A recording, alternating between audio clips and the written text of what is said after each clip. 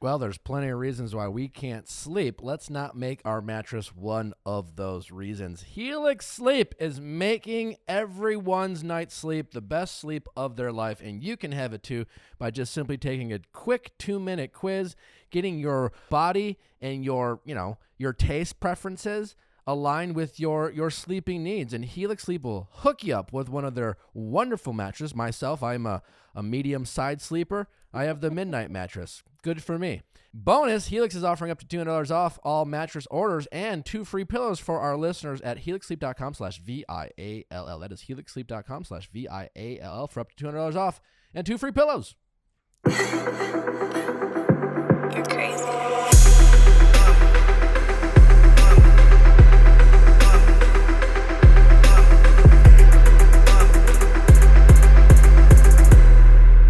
What's going on, everybody? Welcome to another episode of the Viall Files. I am your host, Nick. Nice to meet you. Not sure if you've ever heard of me. It'd be wild if someone just download this episode and be like, who the fuck's this guy? I'm going to take a listen. A very specific recap episode of a certain show. But anywho, I don't want to assume.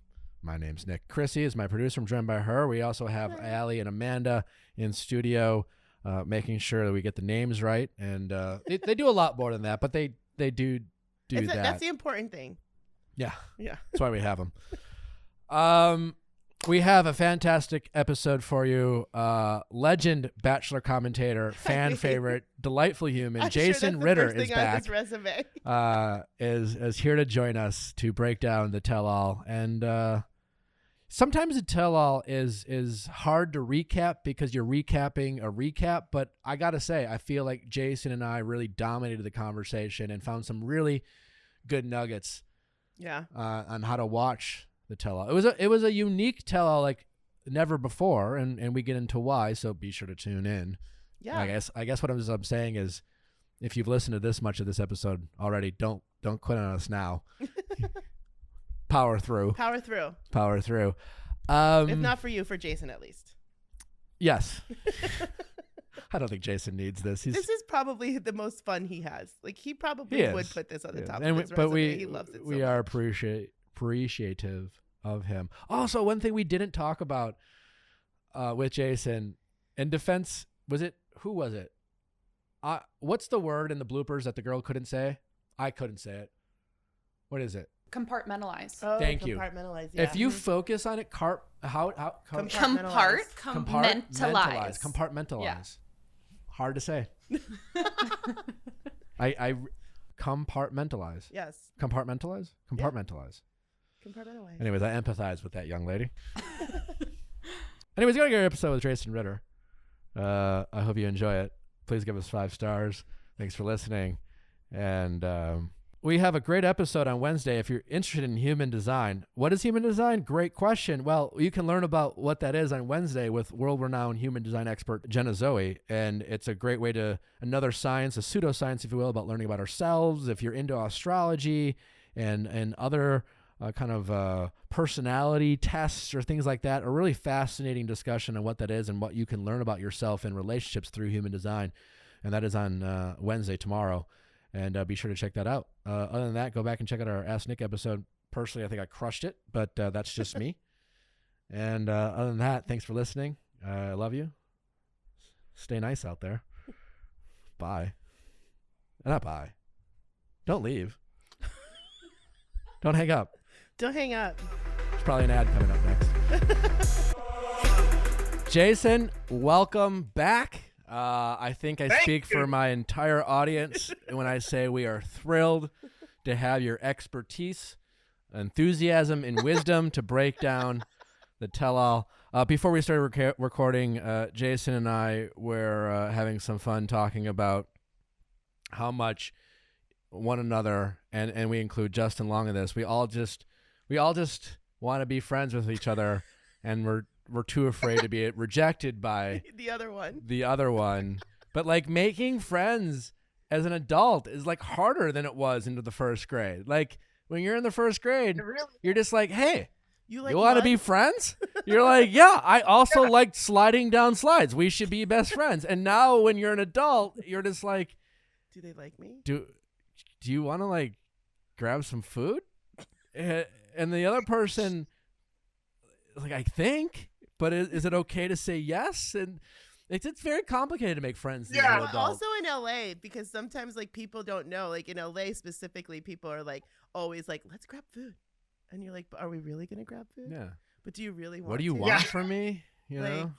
we should do lunch next week. Exactly, yeah. Are we really going Is to this do a lunch treat? next week? Or did you just say it? Are Yeah. you going to kidnap me? Yeah, exactly. What's the catch? Yeah, but it is great to have you, Jason.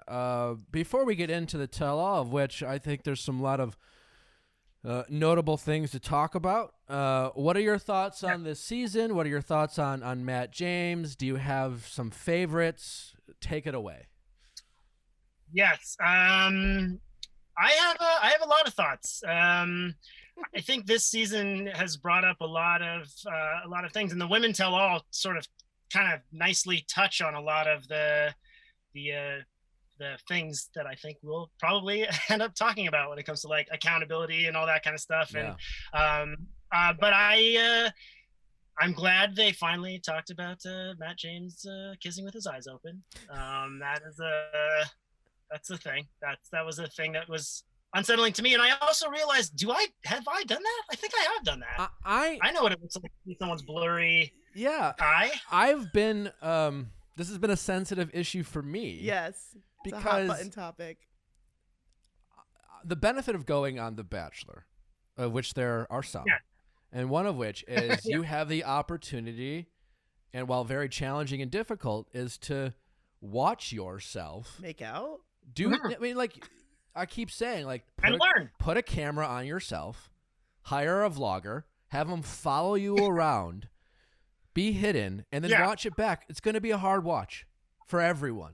It's a hard watch, right? Yeah, especially like intimate stuff, like kissing. You know? I mean, you like have no idea if the world is going to go, that's what you think it is. That's like anytime I've had to, like the first couple times I had to like kiss someone in a scene, I was terrified that a director would be like, is that how you think humans do that? Is that how you do that? Yeah. Like, no, my character is so weird, so that's why I was being method. Sorry, I was full on method. No, I'm I'm a Casanova. I just straight normalist kissing.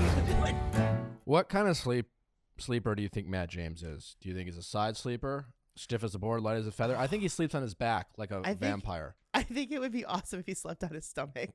You know Daniel from seems off-brand. Do you remember Paradise? Daniel from Paradise? Yes, I love Daniel. Yeah, he He's one of would my sleep favorites. like a board, face down, with his hands perfectly at his side without moving. It was insane. Like this? No, on it Like face not down. Face down. Oh, face like an down. alien. I don't know. Craziest thing. It tracked for him. I was like, you're so fucking bizarre. I love He's it. so weird. Well, either way, there's a mattress for him. There's a mattress for you. There's a mattress for all of us. And we deserve great night's sleeps. We also deserve a mattress that, adjusts to the motion that we like to make in bed with our partners. I don't know. We could, like it hugs you when you roll over kind of motion. Anyway, get the mattress that's great for all your needs, whatever you're doing on that mattress at Helix Sleep. That's right. Helix Sleep will get you the perfect mattress. Just take a very quick, easy 2-minute quiz to match your body type and sleep preferences to the perfect mattress for you. Why would you buy a mattress made for someone else? That seems nuts. Helix, you're getting a mattress that you know will be perfect for the way you sleep. Everyone's unique, just like Mr. Rogers would tell us. Well, now we can get a mattress that's unique for us. Go to helixsleep.com. Helix Sleep is offering up to $200 off all their mattress orders, plus you get 2 free pillows. Amazing. Our listeners will get those 2 free pillows at helixsleep.com/VIALL. That is helixsleep.com/VIALL for up to $200 off and 2 free pillows. I'll tell you what gets me excited. Rothy's shoes. It gets me excited because I just get all the women in my life, of which I have. It's that. Yeah, give a girl some shoes. I She'll just love give you them forever. some shoes, some slip-ons, and they're like, "Oh my god, it looks so good." They're like, "Freak yeah." Yeah. They're like, "Shoot, these are good." Yikes a bee, these are awesome. Yeah. Wow. I love my Rothy shoes. They have handbags. You're like, "Wow, Those are these are so freaking rad. cool." Jeepers creepers, I can't believe it's made of plastic. I can't believe it's made from the ocean. The best part is there's no break-in period. They look good as new. You could be the one person who dies and wakes up 2,000 years from now, and your Rothys will still be great. Yeah. Right? They will stand the test of time, and whoever you wake up to the future with, it'll still be a modern marvel feat of science. This is true. My Rothys always look good. I have like black little hot top slip-ons, and I wear them around town.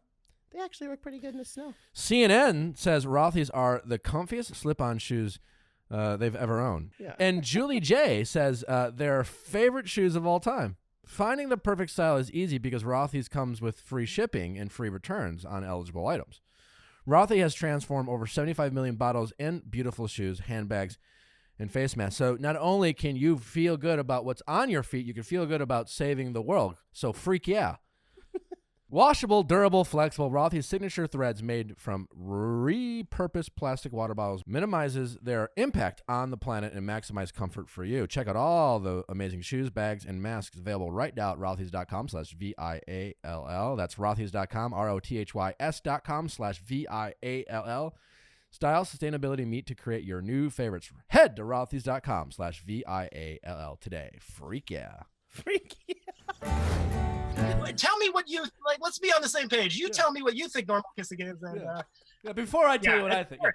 But yes, and so I also personally think it's weird to say that you kiss 100% with your eyes closed. Like, how does that also work? You know, you just have to like, all right, close your eyes, and then you like feel their shoulders and touch their face and hold. Like, what is that? Of course, you keep your eyes open to some level. The Bachelor obviously is an over-romanticized experience and show about love, and therefore all kissing is there deemed supposed to be super hot romantic. And I understand it in those moments, like you want to just close your eyes and you don't want to be looked at. But we all keep our eyes open to a certain degree. Now, I understand. Till the lips touch, and then you close them. Listen, Matt definitely does it more than the average person. Yes. But I just don't think it's as big of a deal as everyone is making it. I do love how Matt, and he's exceptional at. He is so good at owning his quirks, his faults. He's good at being self-deprecating. Yes. He is good at not letting in things. You know, he called we should all take a note from Matt on how to do that. He's truly excellent at that, and it's really been good to see someone who's like, yeah, I watched it and I thought it was weird. He has a very charming way of owning his mistakes, and we live in a time where people are so bad at that. We saw a lot of that this episode in terms of people not fully wanting to be accountable. I do want to point out how right I was, and we all know how I like being right. But Jason, I don't know if you've been listening to this podcast. I said I believe Anna is going to pretty much have a really solid apology. Yeah. And I believe Victoria won't. And I think that happened. Mm-hmm. And we'll break it down. But in general, I'm pretty sure I nailed that. You were 100% right. Pretty sure I nailed you that. You nailed it. I think let's get right into things kicked off with it's kind of a weird of all the things to start with. It was like the Desenia and MJ drama. Oh yeah. And they didn't really say anything all that important. What I've realized about MJ, something that I've realized about myself, is that MJ, her resting gaze is not super pleasant. It's one of kind of what they would call resting bitch face. I say this knowing that I too have a resting bitch face. You do. And when MJ is in her normal kind of like chill, she looks angry and mean. Unfortunate for her, unfortunate for me, but like I've learned that about MJ this episode. For me, it's funny because for me, it's like there's something about that reminds me of like the cool girls who were like a couple years older than me that were just like, oh my, you think I'm the worst, I'm such a loser, I love you, I'm obsessed. And like there was actually, she really reminds me, there was a commercial that I tried to find before I came here so that I could send you guys a link, but there was like a commercial of these two, it was an anti-smoking commercial. It was like 2 14, 15-year-old kids, and they see this beautiful woman, and she's not a woman, she's probably like 17, a little bit older though. And she's like talking to all these cool guys, and they're like, whoa, look at her, you know, all this stuff. And then she lights up a cigarette, and then there's all this animation. She turns into a skunk and a skeleton, and she coughs and hacks. And then these two kids who are clearly not like in the same sort of realm as her, they look at her and they go, yeah, but she smokes. Let's get out of here, or something like that. And that exactly is what she reminds me of. Just sort of like this, she has like the 80s, you know, like tough girl hair. Yes. And yeah, she's you know, she's an interesting, she is sort of a symptom. And the thing with Yesenia is part of the whole thing of kind of what we were talking about, which is she and a lot of the girls did, a lot of the women did a thing that's like an incredibly natural thing, which is like a primal instinct. When a new group comes in, you align yourselves with the bigger group, and you tear them down, you know, you make jokes and stuff like that. And a lot of them did it. And then when they kind of got called out on it, a lot of them, like, I remember, I think Kit was like, I'm so sorry. I didn't even realize like how we were making you feel. And I think that's kind of what you were talking about, like with Matt James saying, I watched it back. I realized some things, I'm going to make some changes. And I think the biggest sort of thing that MJ didn't do was just go, yeah, I did say that. And we were kind of joking, but I didn't mean it with as much anger or harm as it may have caused. And I'll just own that now. Yeah. But instead she said, I never said that. I didn't do that. And that's always where you get in more trouble, is when you try to avoid that accountability instead of just sort of letting it wash over you and going, I learned something. Yeah, perfectly said. And how I like to break down the tell-all, because what the tell-all is interesting, because all these women who are at the tell-all, like us, have been able to watch themselves, watch their peers, watch Matt. They lived it, and they certainly experienced a lot more than we got to see.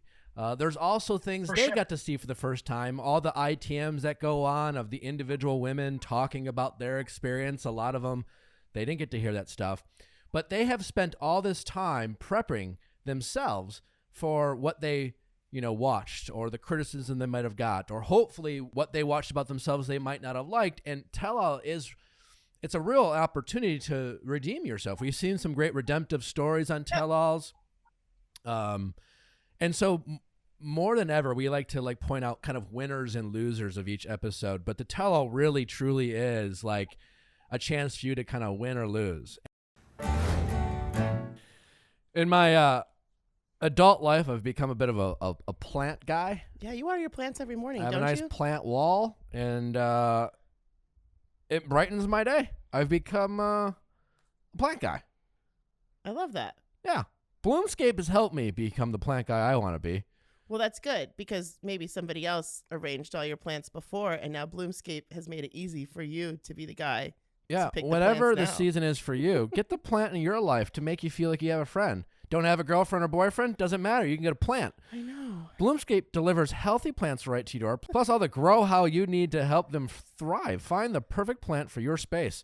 Whether you've got tons of light or hardly any, there's a plant for you. It's like the boyfriend you really wish you could find but can't. And be with the Grow How team. You can call them and get advice on like how to take care of your plant. So it's like people calling you for dating advice, but it's like how to take care of your plant. Yeah, ask Bloomscape. There you go. Shop a variety of young plant accessories, tools, and supplies. Everything you need to get your patio or porch springtime ready.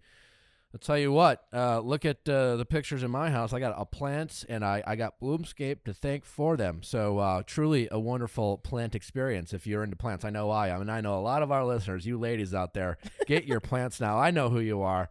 Say it with me. Get 15% off plant orders of $100 or more with promo code VIALL at bloomscape.com. That's 15% off orders of $100 or more at bloomscape.com. Promo code VIALL. Know what's going in your body, in all your holes, including your mouth.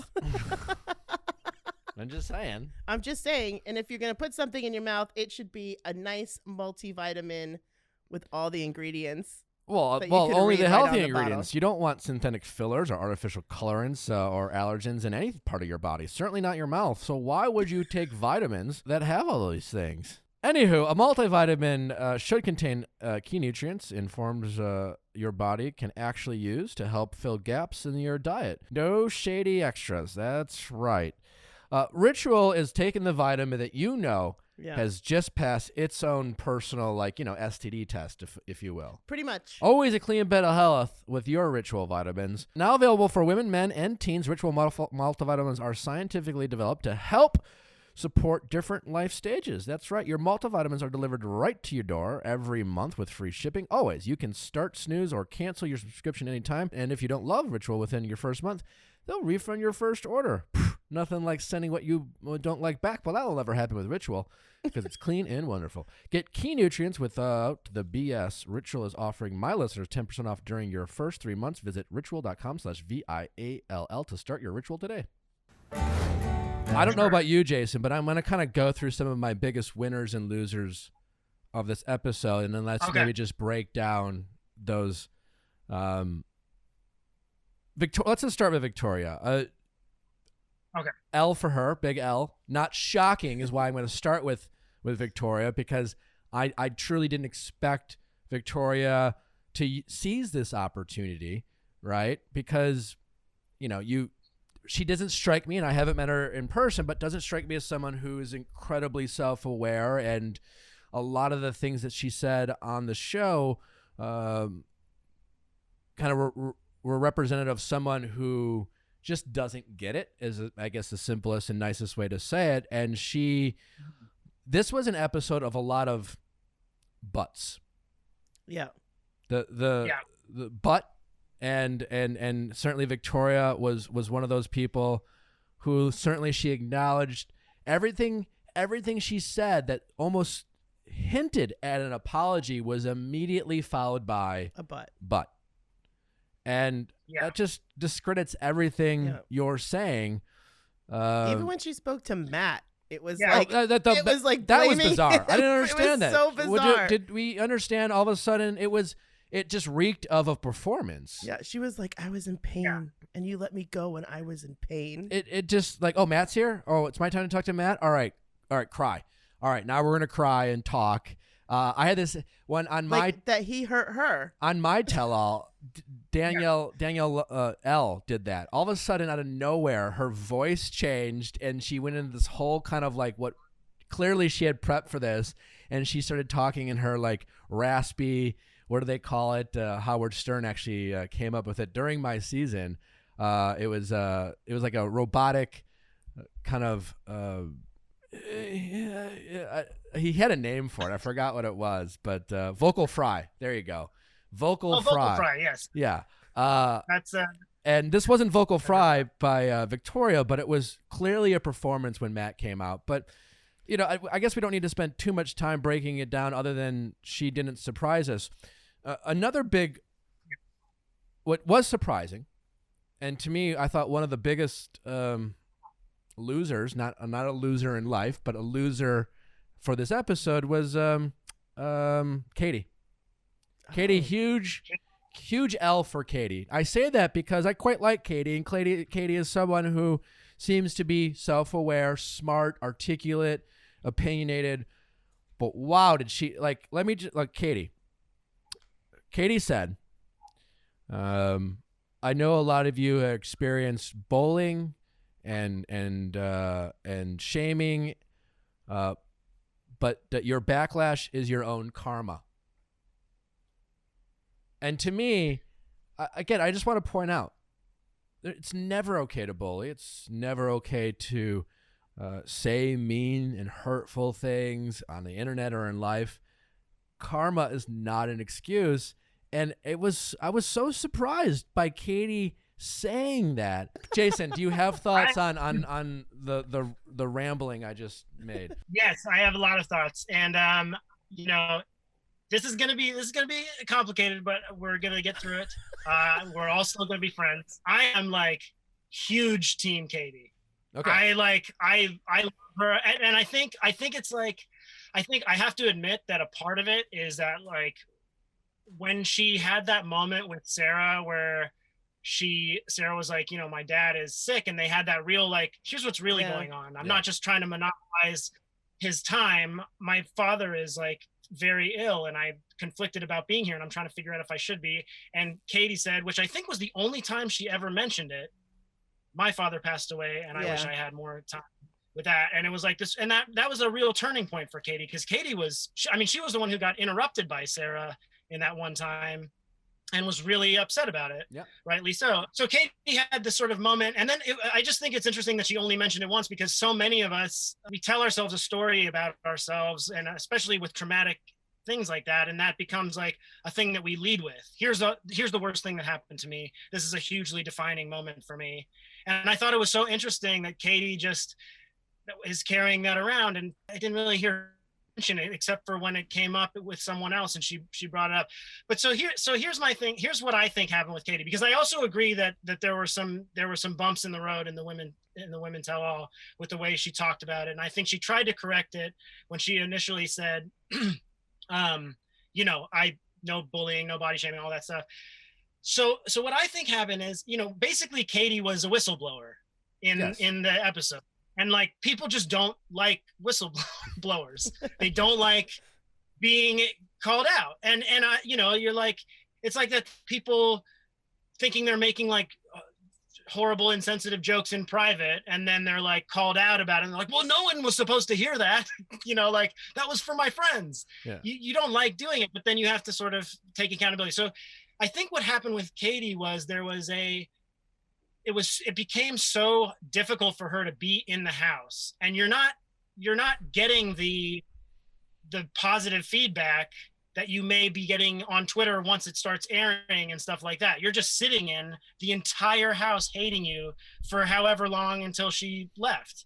And so I think it was a moment, to me, it felt like a moment where you come back to your 10-year or 20-year high school reunion, and you're like, well, hello, everybody. So it seems like people seem to think you weren't being mean, and people thought I was right. It's like, I think she was sort of like, you were all so angry at me, but a lot of people on the internet thought that was mean, the stuff that you said. And so I think she was sort of like having a one moment of like, I told you, you'll all pay, like what I used to refer to my thoughts like that. That's an like excellent point. Yeah, that's an excellent point. Of like, you'll all see one day.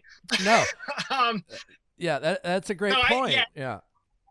Because but I do think she had to, it was good that she walked it back, that it's not just like, I think that may have been an inside thought of like seeing people get torn down for being mean and privately going karma, and then seeing, when it comes out loud, that doesn't sound that great. And I also don't realize the extent of what people have been dealing with, maybe. And death threats and horror, and even like and just regular old bullying is not great and not karma. But yeah, so Totally.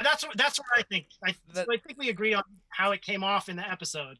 It's an excellent point, but you are absolutely right on the kind of behind the scenes or the motivations of why things were said. Because watching it back, while Katie fan favorite, well liked, she wasn't that well liked in the house. Yeah. And and I can say that confidently because Katie is probably one of the smarter women there. In that world, that doesn't usually get you a lot of friends, especially when you're outspoken. And I'm sure Katie, like to your point, Jason, often felt like she was taking crazy pills while everyone else was acting like a fool, right? And no one liked it when Katie was the voice of reason. They just thought she was an elitist, self-entitled know-it-all in that environment. Katie definitely did make a mistake, and she was called out for it on the Women Tell All, because Katie, listen, that's fine. I have no problem being the whistleblower, so to speak. I that's fine. Okay, you're right. Whatever. She did it, but she would have, in the moment, she felt the safest thing for her to do was not just address the house and be like, just so you know, I said this. She kept her mouth shut, and now she kind of didn't realize or forgot because it was the first time doing the show, that people are going to watch it back.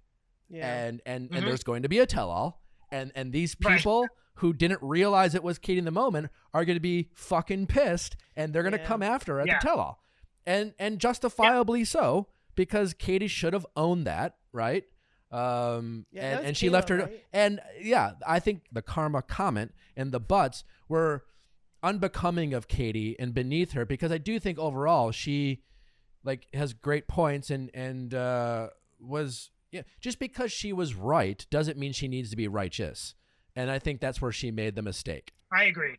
I feel like there was a part of her in that moment that was like when Chelsea said, "Did you really mean that about the karma?" She was like, "Oh, nope, I made a mistake. Let me try to clarify." But at that point, you've already said the thing, and so. But yeah, I just I really was on Team Katie so much that anytime I know when Victoria had a thing, but I think did Serena C also have a thing, a private confrontation with? Yeah, I think so. Yeah. Serena C was kind of always on the peripheral of drama.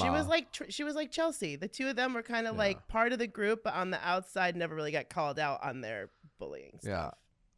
Kit too. I thought it was very smart of Kit, whether genuine or not, to distance herself from Victoria. Yeah. And really, Kit didn't say much. What she did say was to say, Victoria, hey, what you're saying, I don't agree with. It's not okay. I loved how Ryan that there's no nuance in Bachelor Nation in general. There's usually no middle ground. There's no gray. A lot of things are black and white. And Ryan perfectly articulated it by saying, Ryan saying, because apparently she was a dancer for an NBA team or something. Yeah. There's been a handful, and that's great. Cool profession, fun. Seems like a lot of fun, Yeah. And it was either she's a hoe by some of her critics. Victoria the Queen was saying she's a hoe. She's a hoe. And Ryan was like, no, I'm part of the arts community. And I'm like, maybe you're neither a hoe or, part of the arts community. I don't know. Maybe you're just a dance, but you're a dancer. That's fine. But I get it. There's an artistic form, but do we have to be so drastic and how we are labeling? You're a hoe. No, I'm part of the arts community. It's just nah. I podcast. I don't call myself as part of the arts community because I guess I'm creating content. You're an artist. I'm an artist. Entertainment. Entertainment she's in the entertainment business. Sure, you got me there, but arts but also, community, a bit of a stretch. Victoria's reaction to that was so ridiculous. What did she say? She said that she was like, "Why are you being sensitive? I'm puzzled why you're holding on to this emotional anger. I've been called more horrible things, and I just brush it off." Again, Victoria is arguably one of the most and I shouldn't say the most because there are a lot of people out there who are not self-aware but she is part of that community that is completely oblivious to her own, which would not be the artist community. Yeah. Well, or the whole community. That was or the. That was she. Well, one of the things I actually appreciated about the Women Tell All is that it didn't turn into the Victoria show. I like that they were kind of like, here's a moment, here's a second moment. We're moving. Let's move on. Great point. Sometimes those people get so much attention, and especially when there's clearly no curiosity or desire to grow, or maybe even maybe the tools haven't grown yet for her to take in things like that. And it was so interesting to watch Victoria and the two moments we did see with her go from maybe you're just oversensitive, which is just for everybody who ever has to do apologies that we all have to do out there. I'm sorry your feelings got hurt. Is not the way to do it. Or you're maybe too sensitive, or but it was interesting to go from maybe you're too sensitive to second Victoria, which was ocean of pain Victoria. Yeah. I know that it was a bit manipulative and things like that, but the thing is, I do feel like deep down there is some deep pain in Victoria, and she will do anything not to feel that. She'll take down, through humor, which she is funny, she'll take someone down or, just do anything to avoid. I think her saying, I'm so terrified of rejection is the truest. That's the most honest I've seen her. That was I was like, I think that's like, you are so scared that these feelings you can only use them to try to get what you want in the old way. You can't just sort of let the floodgates open. Even her emotions come out through that filter of kind of, what can I get? How can I make you feel something? How can I, as opposed to just, I think she needs to go into a cave and scream out and start over. I think you have her pegged, and that was great. Yeah. I mean, it was, the hypocrisy was rich when she called out Ryan for being emotional, and then her performance with Matt, while performance no less, kind of was very emotional. Yeah. I'm a sensitive guy. Jason, you're a sensitive guy. I think that's why we consider each other friends, is because like we're in touch friends. with our emotions, and not just friends on a podcast format, but like genuine lifelong friends. But yeah, I mean, like, I'm sensitive. Like, people need to stop saying that as a way to shame people. Not only shame people, but like suggest that what their actions of hurting someone are not as impactful. Well, maybe someone is sensitive, but just if you really care about someone's feelings, just focus on what you did and don't do that. Like, if you think someone's so sensitive, and again, understand this is a world where you have a bunch of women who aren't going to like continue to be in each other's lives, right? So like in a normal relationship, if you're like dating someone or friends with someone and you want to continue that friendship or relationship, you just have to focus on like what you did to hurt their feelings and not make them feel like they're at fault because of their sensitivity.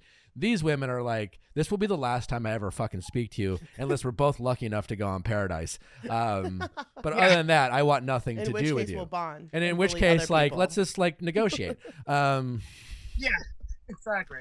But it was kind of nuts. Yeah. Yeah, I mean, I think it's tough because, again, it's just that thing of like, no one likes being accountable. And I've had that too. I've definitely, like, in my youth, I've been so confused by, well, I didn't intend that I didn't intend you feeling like that. So I will avoid my accountability by putting it on the way that you are reacting to it.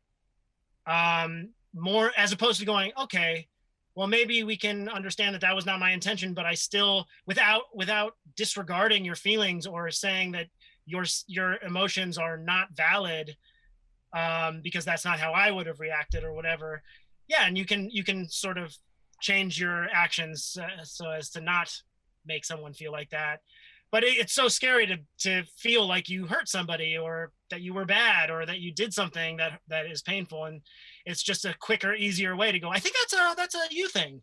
And like the thing about getting over it is another hilarious thing that we see all the time these days is basically just punching someone in the nose and then going, oh my God, it's over. Can we just forgive each other? And you're like, well, yeah, that's the Atlanta housewife way. Yeah. Yeah, exactly.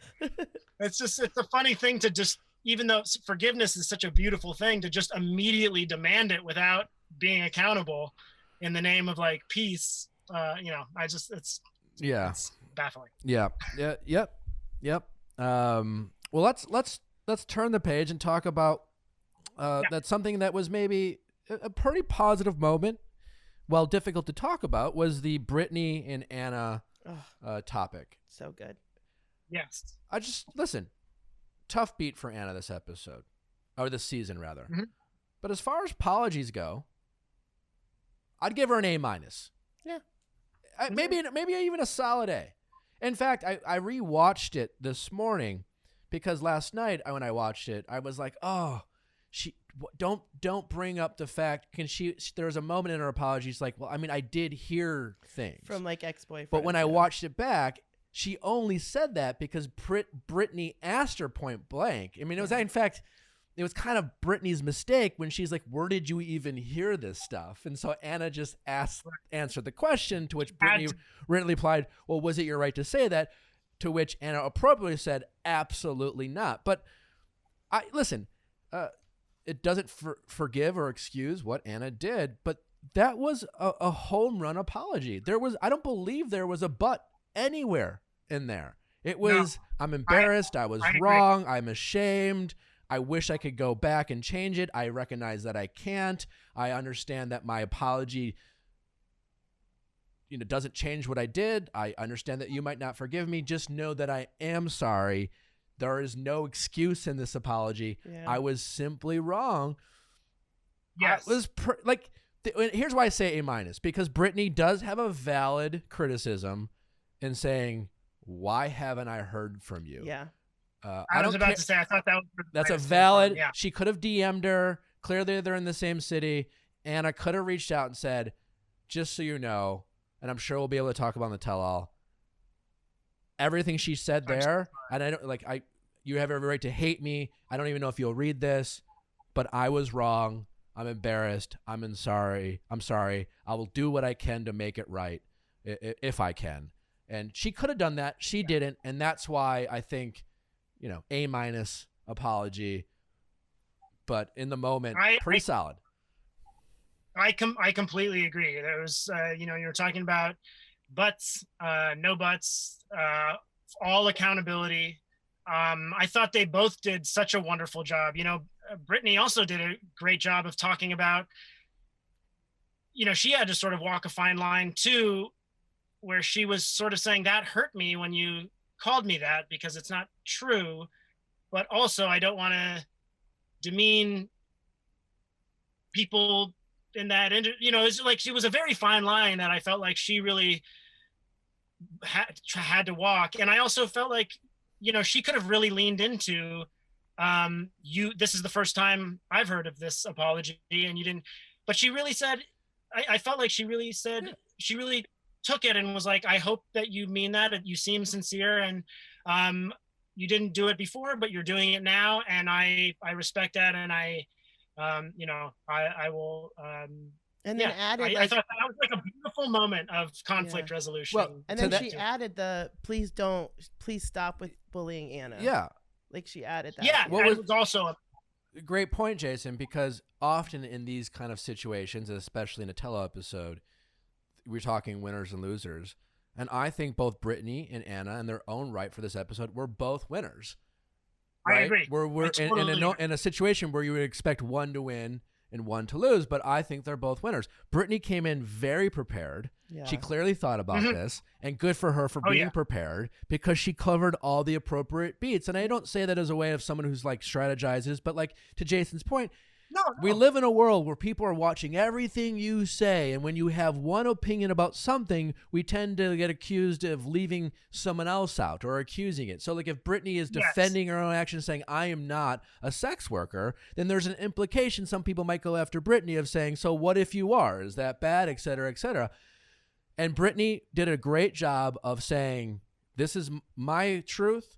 But at the same time, I just want to point out, I want to use this platform and this moment and this opportunity to say, if you are, that doesn't define who you are, doesn't minimize your existence, it doesn't minimize your credibility. And an absolute home run by Brittany. A solid A. The only reason Brittany doesn't get an A+ is because she kind of forced Anna into having to say, well, I did hear things and she probably didn't need to say that, right? Because Anna's I'm trying to nail this apology and I don't want to go back to these, but you're asking me a direct question. So I guess I have to give you a direct answer. And so but we're nitpicking, but truly props to both Brittany and Anna, and they should both feel good about what they said. And you're right. Anna made a mistake, and and we're going to learn, hopefully she's going to learn from it. And she looks like someone who truly can. And none of these people deserve, it's just here we are. And I think brings me to the next thing I want to talk about is yes, this is this particular segment of the show. We like to recap and talk about The Bachelor. I like to talk about football and Monday morning quarterback and stuff like this. This is not who they are as humans. This doesn't define who they are. We don't need to start DMing them and commenting about their character and like, hey, they're terrible people. And I you know, like, granted, Anna in that moment, like that was an actions of someone who really, and what I love so much about Anna's apology is that she was like, she talked about where it came from, you know, like this like her self-hatred and anger. And that's a really hard thing for someone to say, because, you know, my criticism of Anna when she said it was, this is a person who kind of sounds like they hate themselves, and they're expressing that hate and putting other people down. And for Anna to say that on national television is really hard, and good for her.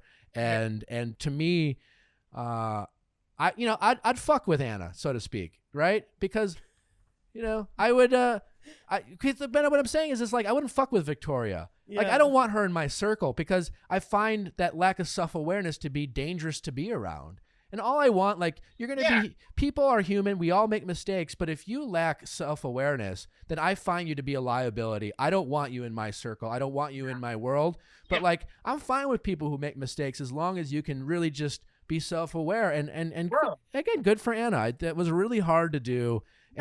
And I think she deserves the credit for having that, because a lot of people, every season you get an opportunity to do that. And so very few people seize that opportunity in the tell-all, and Anna did.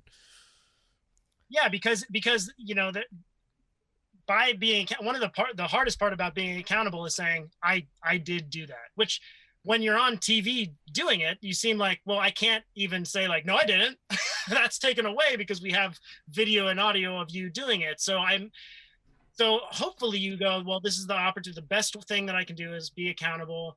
And I also thought, like you said, I mean, I think the one thing that I just wanted to point out about what Brittany said is that she said we are all deserving and worthy of love. And I thought that her saying, please stop bullying Anna, was an extension of her true belief in that. Like, look, yes. I don't want to use this to cause any more harm, even to the person who started it, or, you know, like, not started it, but like did this, you know, why we're all here. Yeah. I thought that was so beautiful to say, you know, we're all deserving of love. Absolutely. Now, the next thing I want to talk about, I think this episode was a teachable episode for Bachelor fans of how they view and digest the show. Because for the first couple things, this was a unique episode. One, obviously Chris Harrison has stepped away, right? Yeah. Based on the things he said. So for the first time ever that I'm aware of, I could be wrong, this episode opened up with a disclaimer of previously recorded on a date. Now, this is very specific because The Bachelor likes to allow the audience to like wonder if it's how when it's happening in real time, because it makes things seem more authentic and real. And that's fine that they do that. But because of the situation that's going on in Bachelor Nation. Because they wanted to make sure you knew it wasn't being addressed. Yes. So, okay, that's point one. That's unique point one. And then I'm only assuming because of COVID and the fact that they are locked out and they're limited to like being in one place the whole season, and they have to come up with all these dates, they aired behind the scenes of like entire dates that weren't aired. Like, again, I've been on a lot of Bachelor seasons. I haven't been on them all, so I can't say that's never happened, but I'm pretty sure they've never just completely wiped out an episode. Now, I have talked so much on this podcast and other podcasts, and I've said, listen, you get to see such a fraction of everything that's aired. But now that we have heard the show acknowledged by them and show us, hey, there's a whole date we didn't show you. Yeah. If that doesn't say, before we start like just jumping on everything, like imagine what that says about like we just completely took out an entire day. Which also makes sense why Mari won that thing after all. Yeah. All this time, because there was so much in that like whole Ben Higgins race that we didn't see, and we were like, how'd that happen? So the show is saying the show is admitting. Yeah. You know, without me or other alumni saying, hey, you don't get to see everything, you don't get to see everything. The show is like, hey, you don't get to see everything. I mean, that might be the first time that the show just said it out loud. Yeah. you really don't like entire dates. Oh, we had JoJo and Tasha fly in. Yeah. Totally missed that. Nope, we just cut that out. The whole It thing, wasn't real. And let's talk about why they cut it out, because these dates that they show, you know what it looked like? It looked like a bunch of people having fun doing activities and all getting along, right? Yeah. And they were too busy drinking eggs and going through obstacle courses, and they Playing didn't with have the bugs. time to hate on each other. Yeah. And that's fine. So you know Right. what the editing team did is like, well, this is not usable. It's not interesting. No one wants to watch a people drink a bunch of eggs. That's a quick beat. We have other things. We got to see that, but that's why you don't see it. So every season people are like, we don't get to see friendships. And it's like, yeah, you don't, because quite frankly, you don't want to watch it.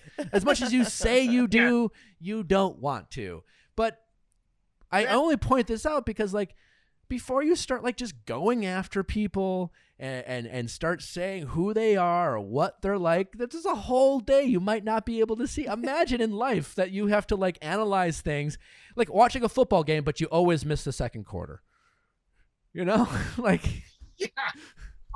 I have to say, this actually brings me to, I'm so happy that we're talking about this, because I had a ulterior motive on this podcast, and I was hoping that I could bring it up. But it's exactly this thing about editing and what we get to see versus the reality.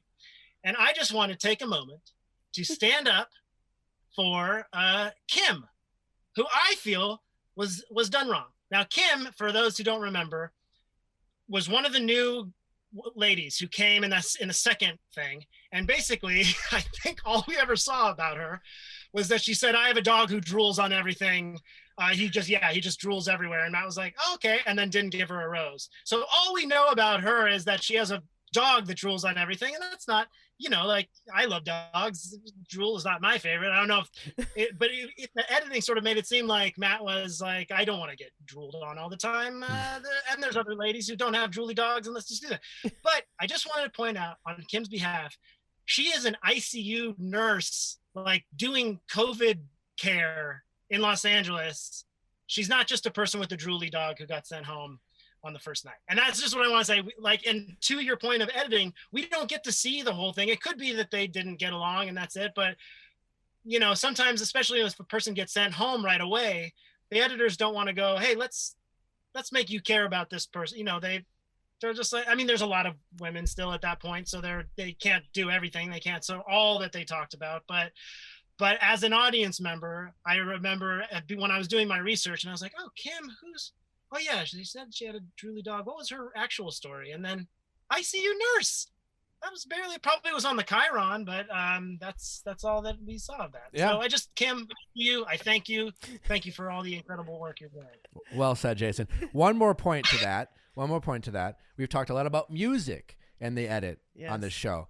And on this, what I found really unique, and I'm sure they've done this before, but I was more like high-tuned watching it back. If you go back and watch Brittany's exit during the season, and then when they replayed, like, hey, let's watch Brittany's story again, two completely different soundtracks of when she gets out of the limo. I'm almost certain of it. I'm almost certain. I could be wrong, but like, remember what Brittany did? She she was a late arrival. Yep. Right. And she walked out and she grabbed Matt and she gave him a hot makeout. And Brittany is kind of a sultry, attractive person that she kind of reads, that way. Right. And because she reads that way in the post, they're going to give her this I don't know what music she got, but I'm almost certain it was more of a suspenseful, dramatic, what's going to happen next type of music. But the music she got in her rewind was one of like a princess and like love fairy tales and whatever. And because Brittany was very much a victim of this show based off of what was aired and what Anna said, and so they went out of their way. And I'm pointing it out because they showed it. They go back and watch. I'm almost certain we didn't get fairy tale music.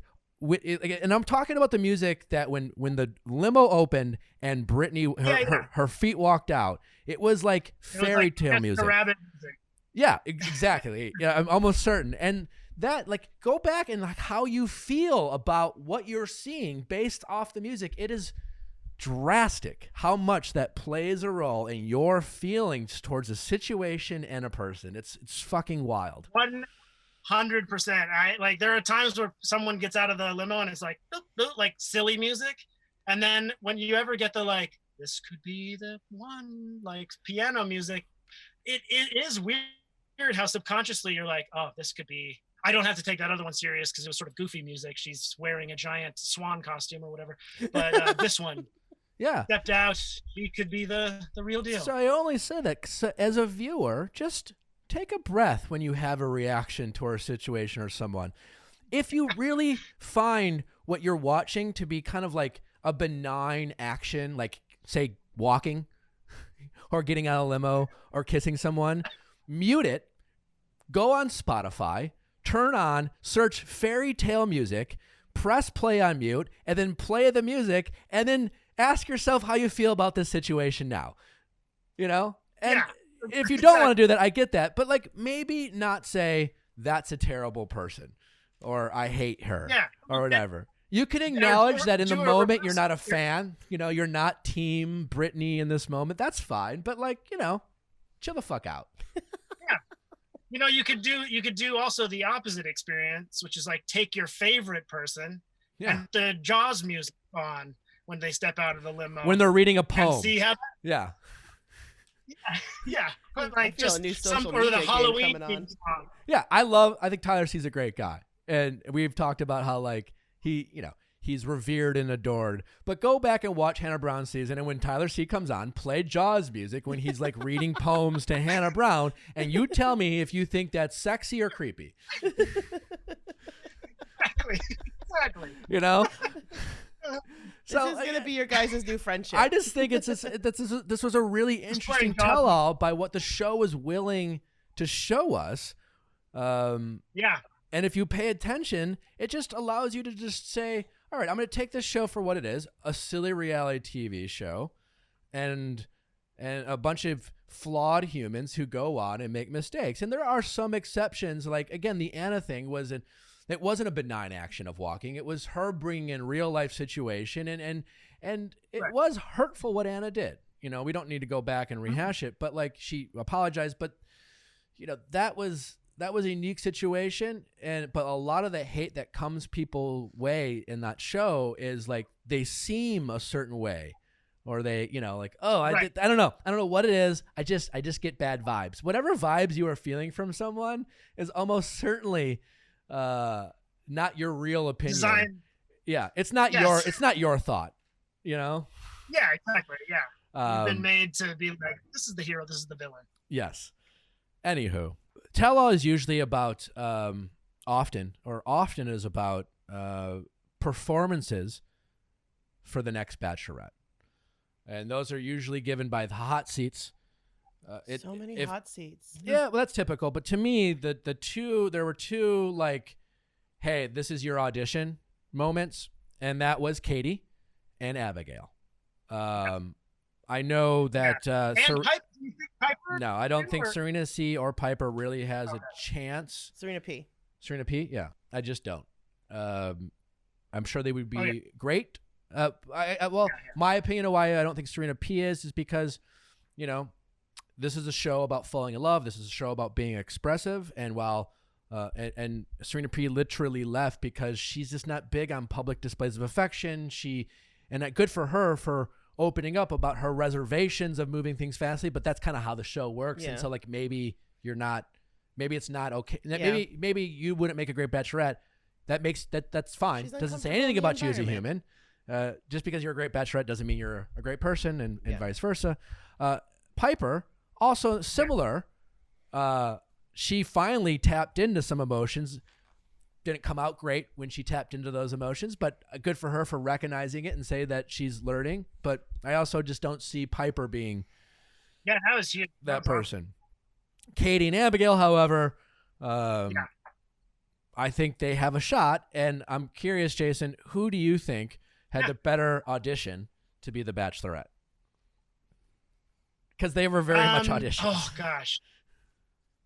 Yeah, I agree. I mean, yeah, well, first of all, I'll say Abigail strikes me as one of the like truly sweetest people in the world. I mean, she seems so lovely and nice, and it's amazing that she, I actually, when watching some of her stuff back, I really thought they had a nice thing, and watching that thing back where they're like, oh, let's have a little signal where we, touch our ears or we, whatever it was. And then I was like, did they even ever do those signals when he was sort of, They did not. when he had kind of moved on? Let's see, did he ever even go, hey, remember our thing? I'm like, no, oh, that's so sad. But so I don't know. It's hard for me to be able to tell because I don't know exactly. We didn't get to learn that much about her because aside from a couple conversations, a little bit more on the Women Tell All, but after that first impression rose, there were a couple little conversations where they were like, are we still good? And he was like, yes, until he was like, no. And I still don't really have a sense of her. And Katie, I still love Katie. I absolutely love Katie. I just think every time anyone confronted her, I was like, she's handling it so great. Aside from, the karma comment. And I worry that may have been the something that keeps her from it. But also these are auditions, but there's also a possibility that some of these top ladies become the Bachelorette, like Brie, right? Or yep, absolutely. Yeah. I'm just talking about the Women Tell All. Like to me, from the Tell All, the only real auditions that were presented were Katie and Abigail. But you're absolutely right. I think Michelle would be truly fantastic. Yeah. Because Michelle, I like Katie. I don't love her as much as you do. I do think there were moments throughout the season where Katie to me, Katie seems like someone who's, because of her intelligence and how smart she is very much used to winning arguments and handling confrontation. But if you catch Katie slipping up, so to speak, she doesn't handle it very well. She showed some moments of cattiness and kind of upping her kind of letting the emotions get the best of her, which is fine. It's all human, but she got a little mean. She's got a little meanness in her that I don't think we got to see. No, we all do. I mean, Abigail could absolutely have meanness in her. We didn't get to see much of her. That's often the case with leads is people are just like, oh, I love this person because you didn't get to see them. We got to see a lot more of Peter as the Bachelor than we did on Hannah Brown's season. It opened himself up for more criticism. Is that why you think Abigail got the edit she did? That's what when you were just saying that, I was thinking maybe they didn't show so much of Abigail because if they are thinking about her for the Bachelor, then that's when you get to Bachelorette. No, that's when you get to really learn about her and have her story. To a certain degree, but Abigail didn't even get a one-on-one. You know what I'm saying? I think the producers would have liked to see that, and I think that speaks more to the proof that it's not just all scripted, or it's not the lead is a real show, and the producers really want people to find real connections, and they actually have a say on who they go on dates with. And again, there's a lot of conversations, but with Matt, as someone who hadn't been on the show before, and maybe it took him longer to connect. And some Bachelor or Bachelorettes might be night one, be these are my favorite two. It's not, I promise you it's not going to change. With Matt, who has a limited dating experience, he was like, I don't know. This might take me 5 weeks to really get to know someone. And so if that happens, that the producers need to allow the lead to use that time on people they're really figuring out. And at somewhere Matt decided Abigail's not it. And so Matt's real relationship took precedent over the show. And that's just how it is. So they would have absolutely liked. So I'm just saying, none of these people we know all that well. That's true. I mean, I wouldn't be mad at Abigail or Katie being the Bachelorette. I right at this point, I feel like depending on who Matt chooses, I think both Brie and Michelle are just amazing so humans. Awesome. Yeah. No. Yeah. yeah. So who knows? I don't know. But yeah, I thought it was interesting that, again, talking about the editing, they didn't mention the most painful thing that Matt said to Abigail in the breakup was, like, we had such a good thing that I was able to sort of focus on these other relationships, and then they all moved forward and we didn't. But it was sort of like, yeah, I got you, we're good, so I'll just explore. And then that was the saddest part, and they left that out of the recap. That's where the tell-outs to me is kind of bullshit, and that's why it's so hard to be the lead, because you are forced to say a lot of disingenuous things that you don't mean, because the alternative is sounding like a dick, For sure. Because the reality is Matt's just like, I don't know, I just wasn't into you, man, and so like then Matt's sometimes forced to say, like, if like I like, no critique, I think Matt really has been an excellent Bachelor, especially when you consider the fact that he had no experience about this crazy fucking world going into it, and he's really done a great job. And I agree. But it's like, oh, I wish we'd have had more time. No, you don't. Like, you know what I'm saying? Like, what? Like, and that's just something he is saying because it sounds nice and it feels good and it makes the other person feel a little bit more validated or whatever. But it's totally disingenuous, and you're just kind of forced to like say these things because, again, the alternative is like seeming cold or indifferent or whatever. If he did, he would have made it more time. Because if he Yeah. did, he would have made more But time. like the odd, like, trust me, like, as someone who I have a hard time saying things that I don't believe, and so like I you go back and watch my tell-all. It's always like some of the girls who, like, leave in the first 5 weeks, and I think it was what was her name? I forget, but she was like, why didn't you spend more time with me? And I was just like, I essentially was like, because I didn't want to. And then like some people are like, oh, well, that was cold. But the alternative would have been like lying about like, oh, I kind of like regret it, and I'll always wonder, and blah blah blah. And it's like, no, I like, listen, there wasn't a connection there. It's fine. I don't know if you even liked me, and this is just how it is. But like, you're just kind of forced to like say some of this bullshit because Matt, it's clearly very important for Matt to be nice, and at the risk of being disingenuous, being nice and not have anyone feeling a little bit slighted, and good for him. Absolutely. That's where you're kind of like, that's why a lot of things don't get addressed, because there's really nothing authentic to say. Yeah, it's just, you gotta just get to the, can I walk you out? Yeah. And Matt's words, thank you for sharing. Yes, thank you for sharing. And can I walk you out? Yeah, I walk you out? Actually, it was both times in the actual episode and in the Women Tell All, when he had that painful breakup with Serena P,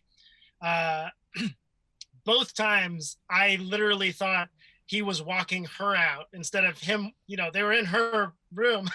I literally thought he was like, okay, well, that's that stinks. It's hard to hear. Unfortunately, you can't stay here tonight anymore. You have to leave right now if you break up with me. Oh no, okay, she's walking him to the car to go back to his room. That makes more sense. I thought it was like, well, now you kicking you out. Because if she got in a car, and maybe did she get in a car? I think she actually got in a car. No, he got in a car. He did? Because she would have literally drove around the block and gone back to the room, because it's not like she's leaving, exactly. Yeah. Yeah, I mean, eventually she might leave a few days later, but like, hey, we're not gonna make you get on a plane right now. You can go to bed. I know it's late. But that is what they make it seem like. Yeah. They make it seem. I mean, not only do they make it seem like you go on the plane right now, but they also sometimes make it seem like we've left that person on that island. Yeah, they're still there, and that's they now need to survive. I'm glad they do. It makes for good TV, and it's nice. But it kind of blows my mind that, again, I think this is a great episode, that if you are someone who's been thinking this whole time that, so-and-so's on an island, or this is all happening live, and, then no, clearly it's not. And the show gave us that those gifts of saying, we do this. This is, the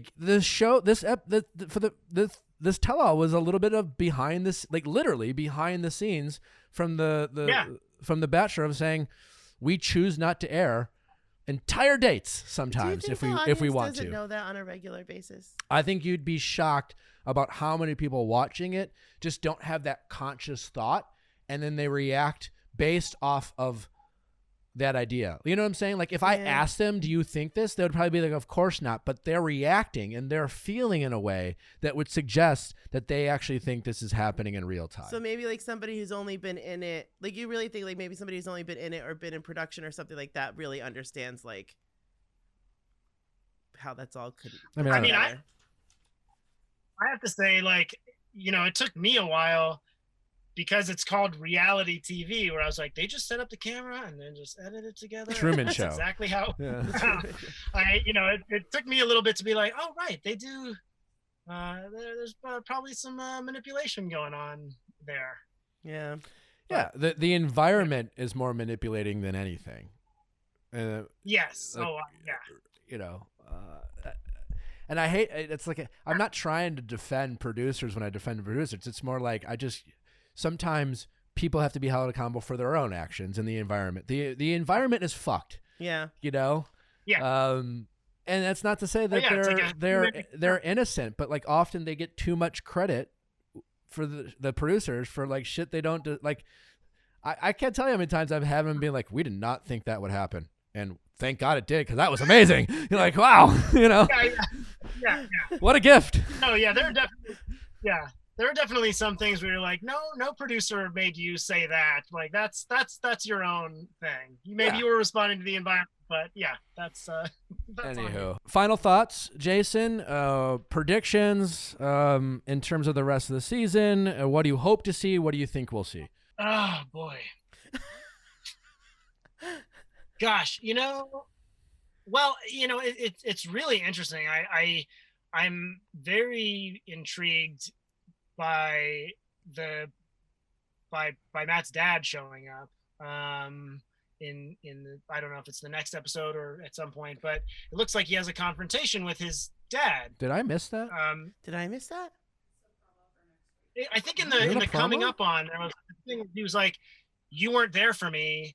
It looked like that. I could be. Wow, I'm hearing about this in real time. I missed that. I missed that. How did I miss that? I don't even know how to think about that. That's kind of fucked up. Yeah. I have no. I mean, I don't know. I mean, it seems like maybe they brought him there without him knowing, or something. But there's a thing that I get, like, I think is part of why I like Katie so much, but also something that I think is interesting about Matt and about Bree is this thing of, well, especially for Matt and the fact that he really takes care of all of these women and really doesn't want to hurt their feelings and all this stuff. He at least from what it seems like, he grew up learning how to be a man from his mother, and to a lesser degree, I understand that. I mean, my dad was in my life for until he passed away, but when you lose that kind of that guidance, it's very interesting how it affects the way that there's no, at least for me as a man, there's no male figure in your life saying like, by the way, here's how you do this. Here's a way to navigate this. You're sort of kind of like, is this right? Am I doing this correctly? Is there a better way? And you like, and I think also my mom taught me a lot more about how to sort of interact with people in general. And I'm super grateful for that. But it's interesting. It's an interesting dynamic when, I don't know. I'm really interested to see how that all plays out and how Matt responds to that and how that affects his decisions going forward. And I don't know. I mean, it's such a complicated season, with all of this stuff that's being addressed and coming out. And, I remember a similar sort of situation in Becca's season where before the final person is is announced, there comes some stuff comes out that makes one of the contestants less appealing to a lot of people to be chosen. So I don't know what happens. I mean, personally, even without all of that stuff, I think Brie is so incredible. She's my top choice. But I also think Michelle is amazing, and I think Michelle and Matt would have a wonderful partnership. And again, talking about editing, I think she said something in her hometowns where she's like, he wants to build these gardens, and I was like, he does? I didn't know that. I can see that in Matt. I love that. Yeah. What? So do you think, like, without people, I sometimes hate saying these things, but whatever.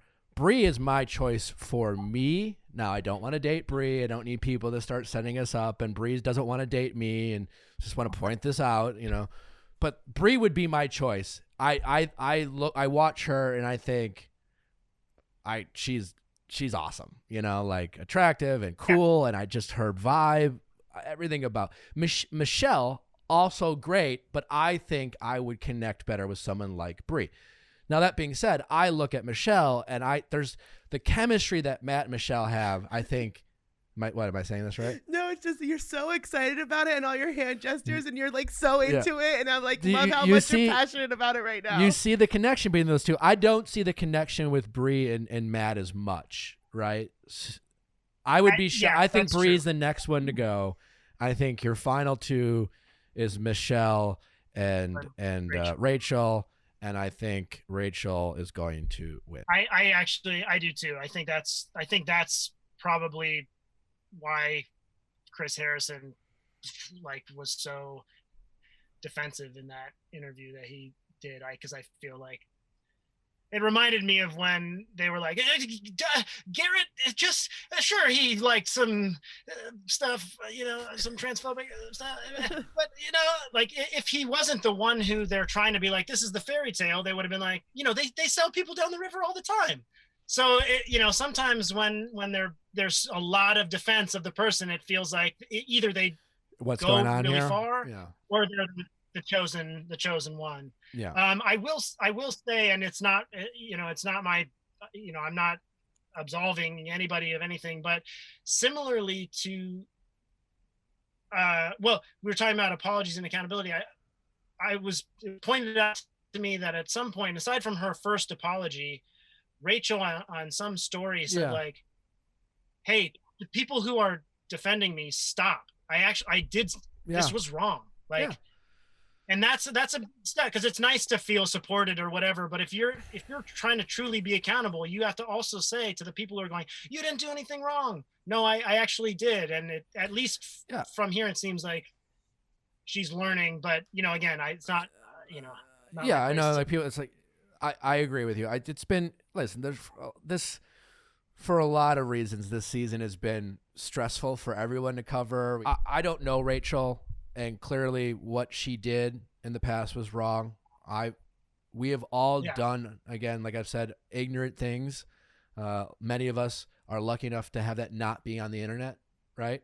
And I don't know Rachel as a person, but it seems like she at least wants to take the right steps in learning.